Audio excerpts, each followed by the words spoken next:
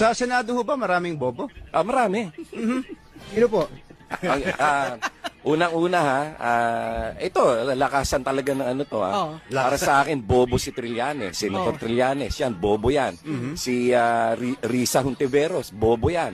Sa Si lahat ng Mr. oposisyon. Sharon Pangilinan, si Sharon. Mr. Sharon Tagumpay!